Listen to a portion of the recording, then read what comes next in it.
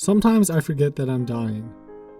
I forget that with every passing second, my body is getting older, weaker, and duller. I forget that I'm aging and dying.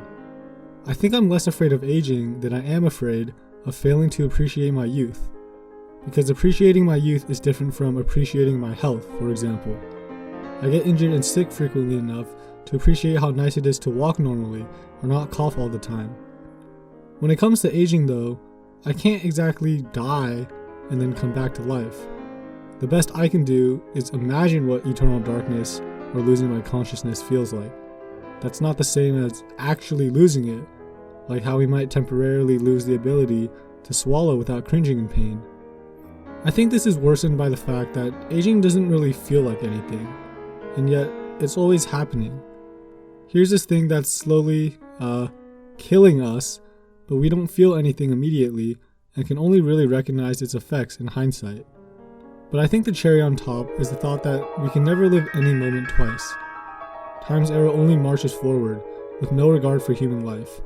I'm sure we all understand how unretrievable any given moment is, but it's easy to forget about it when you settle into a comfortable daily routine. Personally, spending a lot of time thinking about all this, remembering my inevitable death, paying attention to how aging feels, and reminding myself of the impermanence of each passing moment has done two things for me. First, it motivates me to spend quality time with people I want to be with and do stuff I actually want to do. I'm not living in a constant state of despair, but sometimes I'll be brainlessly scrolling through YouTube when I realize, oh my god, this is it. This is really my one shot at existence as a sentient, intelligent being in a universe with the optimal living conditions for human life. Maybe I don't want to spend it consuming extremely mediocre content. But more than that, thinking about death has changed the way I appreciate things. I've always struggled with being present. Instead of paying attention to my immediate surroundings, I let my thoughts wander to future obligations or projects I wanted to work on. As a result, I never gave some of the most vivid, meaningful, and now incredibly nostalgic moments of my life the respect, attention, and awareness that they sorely deserved. Recently, I've been trying to relive some of those memories. As I would think about them, I would feel this constant desire to take a memory, freeze it in time, experience it in its full senses, and hold on to it forever. I wanted to try again. I wanted to do it right this time. But I can't, which sucks because the more I try to relive those meaningful moments, the more I'm reminded that I can't have any of them back, or any moment for that matter. So to me, it seems that a lot of staying present is about letting go and coming to peace with the choices I've made, the choices I'm making, and the choices I'll make.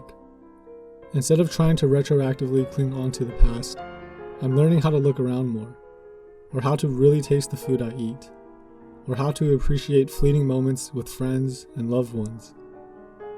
And then, to let those moments go freely into the ether.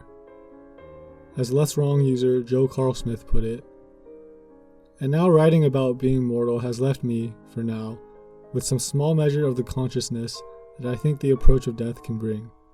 I feel more aware of my body's fleeting strength and health, my ability to run and jump and walk upstairs, the softness of the clothes on my skin. And I feel, as well, the urgency of certain projects, the preciousness of certain relationships, the shallowness of certain hesitations and preoccupations, the costs of wasting time. You can't keep any of it. There's nothing to hold back for. Your life is always flowing outwards, through you and away from you, into the world. The only thing to do is to give it away on purpose.